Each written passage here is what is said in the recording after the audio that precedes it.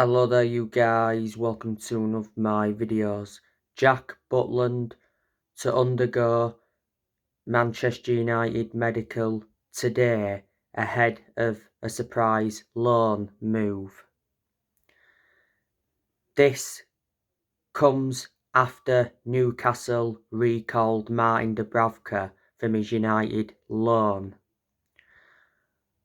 Manchester United are looking for a backup goalkeeper to David De Gea, and Man United have been in talks to sign Jack Butland. Jack Butland has been at Crystal Palace since 2020. He's only made 10 appearances. Crystal Palace got him for around 1 million. When he officially signed for Palace, he signed a 3-year contract. So he is out of contract at Palace this year. Jack Butland's had quite a few loan spells before with Derby, Leeds, Barnsley, Birmingham. He had 2 loan spells with Cheltenham. And he's been at Stoke City before.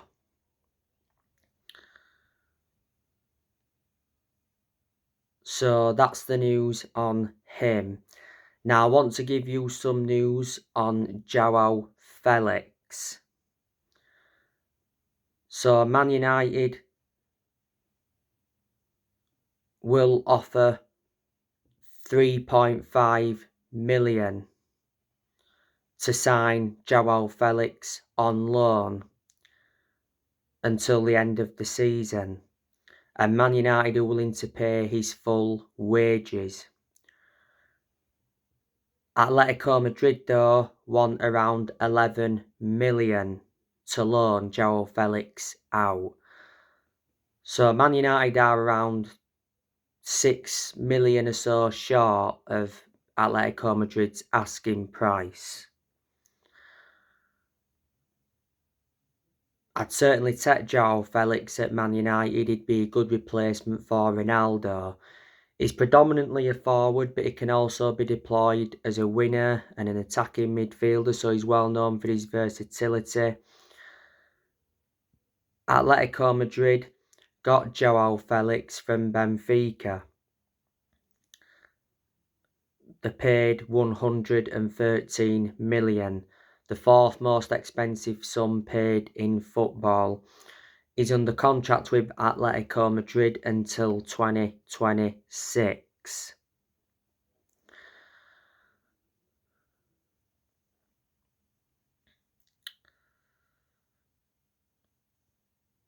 You know the news on Frankie de Jong. Not so long ago, it said Frankie de Jong told Erik ten Hag he does want to join Manchester United.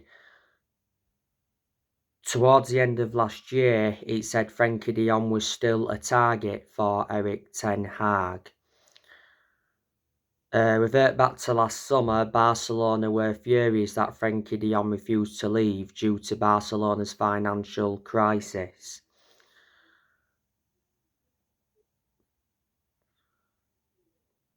Frankie de Jong has been at Barcelona since 2019. Barcelona got him from Ajax for around 65 million. He's under contract with Barcelona until 2026.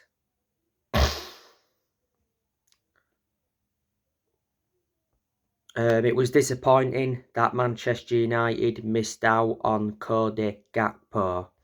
Liverpool, of course, signed him, but, you know, Man United were in pole position.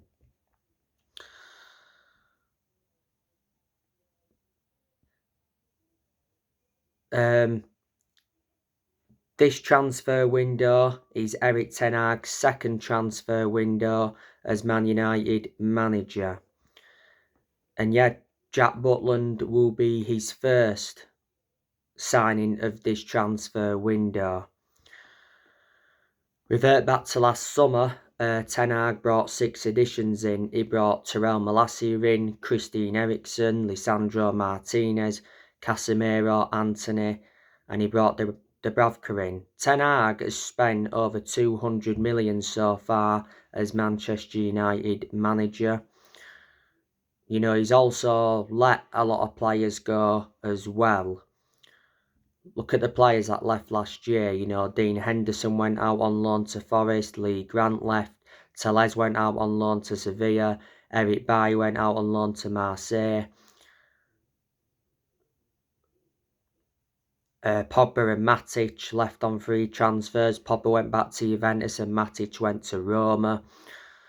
Lingard left on a free to go to Forest. Cavani and Mata both left on free transfers. Ronaldo got sacked last year. Ronaldo now is playing for Al Nassr in Saudi Arabia. His debut, by the way, was recently delayed. Ronaldo did sign a 2-year contract with Al Nassr.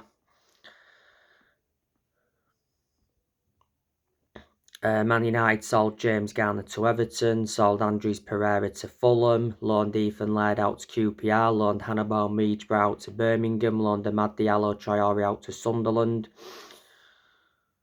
So they are a lot of the players that left the club last year.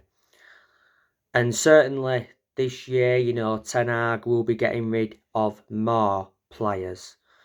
You know, I can see some players departing the club this month, and, you know, some players will depart the club at the end of this season.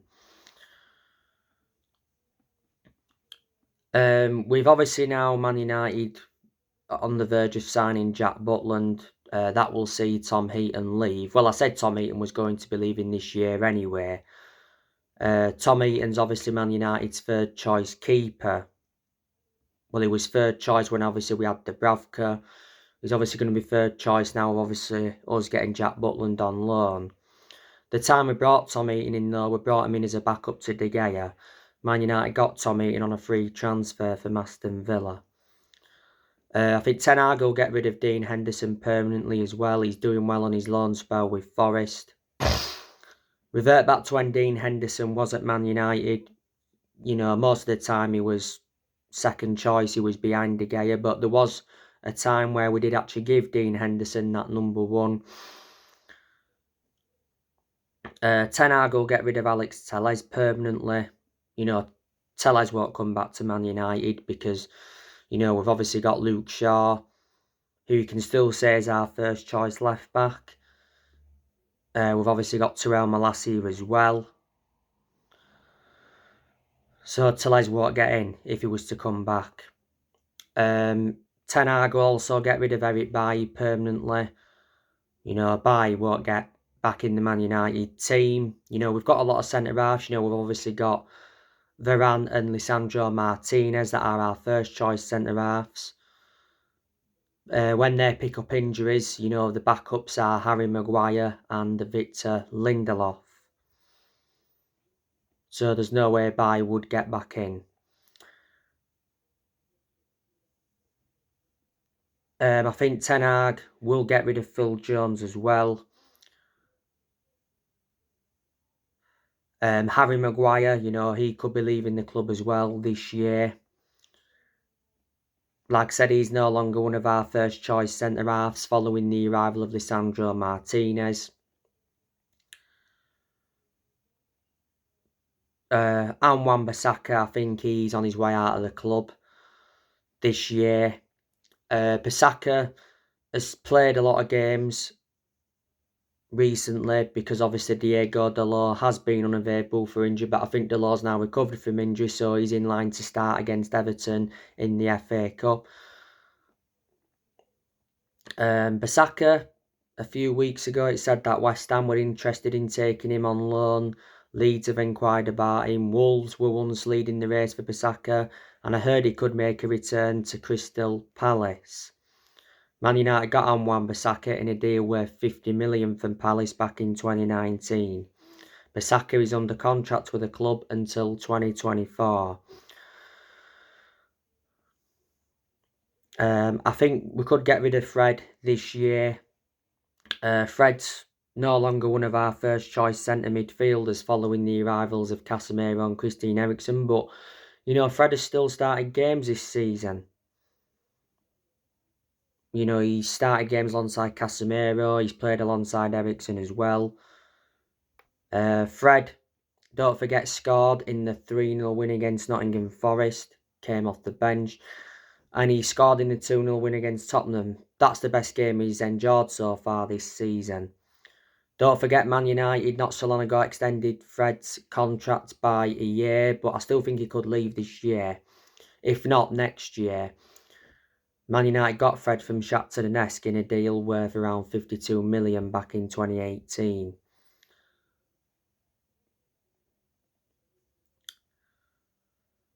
I think Jadon Sancho could leave the club as well. To be honest with you, it probably won't happen this year, but next year he could. Because, you know, he hasn't played for a while, you know, due to lack of fitness. And plus we've got a lot of winners, you know, you've got Anthony, Rashford, Elanga, Garnacho. So how's Jadon Sancho going to get in? So there you go.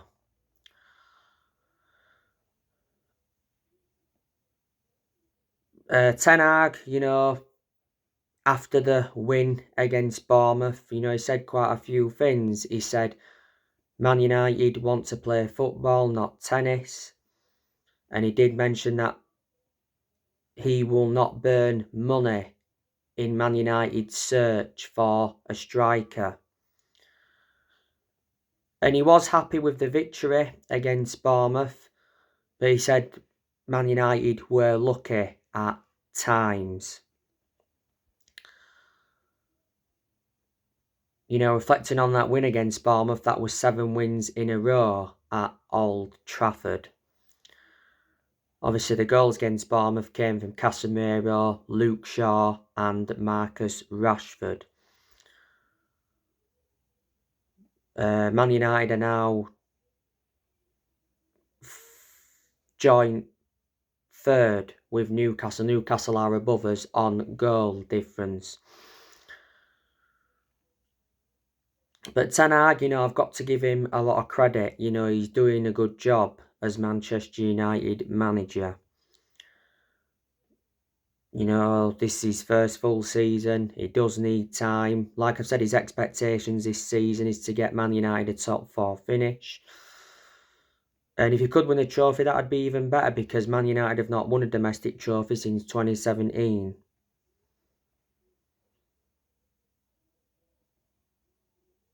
Don't forget, last year, Ten Hag got named Premier League Manager of the Month. He replaced Ralph Rangnick last year. He's under contract with Man United till 2025. He's Man United's 5th permanent manager since Sir Alex Ferguson. Don't forget, Ten Hag was the one that recommended Mitchell van der Gaag and Steve McLaren in. Revert back to when Erik Ten Hag was at Ajax, he did very well because he won Eredivisie titles, he won Dutch Cups, and back in 2019 he got Ajax to the Champions League semi-finals.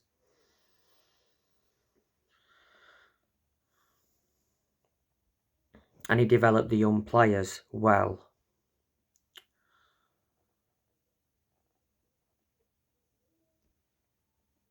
Obviously at Manchester United, you know, you've got Benny McCarthy, John Murtough, Richard Arnold.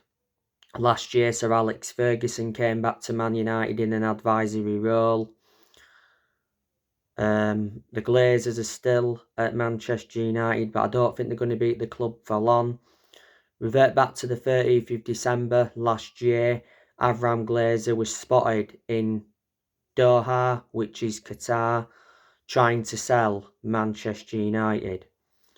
The club is aimed to be sold by spring, which is March. Towards the end of last year, it said that the Glazers had set an asking price of between 6 billion to 7 billion to sell Manchester United.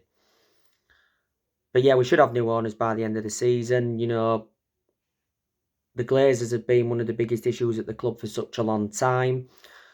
And for such a long time, United fans have been protesting against the Glazers. The Glazers have owned the club for around 17 years. They purchased the club for around 790 million back in 2005. So there you go.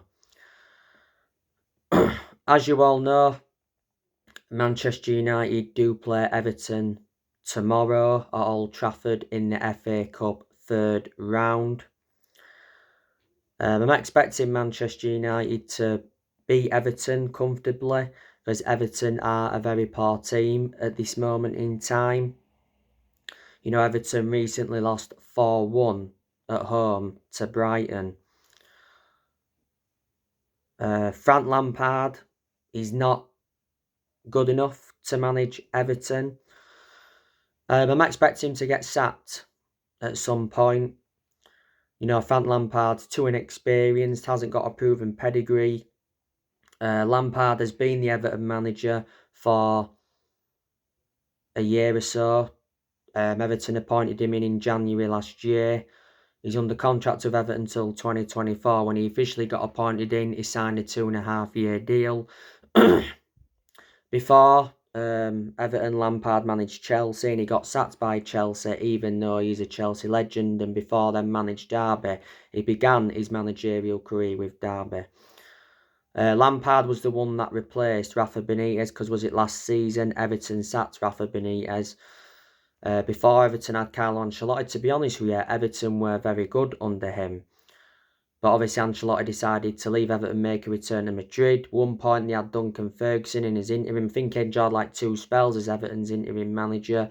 Before then, they had Marco Silva. He got sacked because he wasn't good enough. They had Roberto Martinez a long time ago, and Everton were good under him. And a long time ago, they had David Moyes, and David Moyes was a very long-serving manager when he was at Everton. He enjoyed like 11 years with them. Like I've said to you, the players Everton have got, they've got the likes of Ellis Sims, Anthony Gordon, he's been out with illness. Dominic Calvert-Lewin, he's probably one of the best players Everton have got. Neil Maupay, Everton signed him from Brighton. Damari Gray, Andros Townsend, he's a former Palace player. He's out with injury at the moment. Jose Solomon Rondon. James Garner, he's injured at the moment. Don't forget Everton signed him from Manchester United.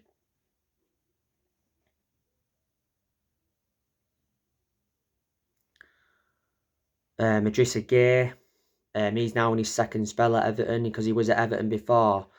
Obviously, he went to PSG at one point. He's a defensive midfielder. Decore, Everton signed him from Watford. Seamus Coleman's still at Everton. You've got Yerry Mina, he's a centre-back. Michael Keane's another centre-half. They've got Michael Keane's out with injury at the moment. Don't forget, Michael Keane is a former Man United player. Mason Holgate.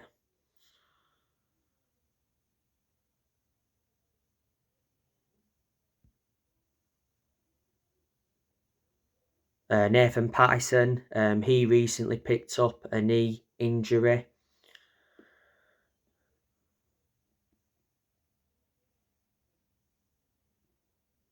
So, they are a lot of the players that Everton do have. You know, the goalkeepers. Jordan Pickford, Andy Lonergan, Asmir Begovic, and they've got another goalkeeper as well. And let me put into the equation that Everton have lost players as well. You know, they lost Richie Arlington to Tottenham. That was a big loss for Everton. They lost Lucas Digne to Villa. That was a big loss for Everton, because he was a good left back when he was at Everton. You know, they lost Andrea Gomez, Alan. So there are quite a few of the players Everton have lost. And, you know, let me put into the equation that Man United have done transfer business with Everton before. You know, back in 2017 got Lukaku off them. Back in 2013 got Fellaini off them. Revert back to 2004, got Wayne Rooney off them as well. But on the other side of things, Everton have done transfer business with Man United.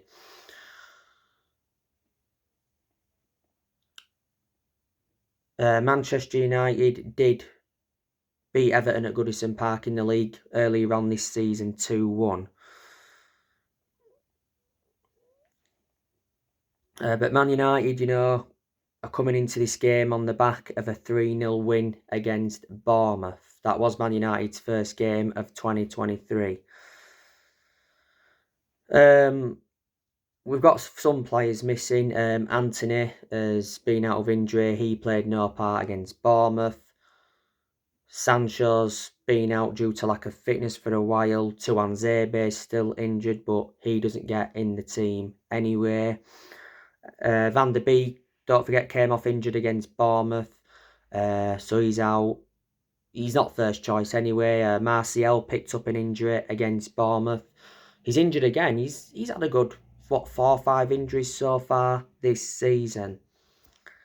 So anyway, guys, that's everything to update you with. Drop your comments, likes below on the channel if you do consider subscribe as always, and take care. God bless. See you all again very soon.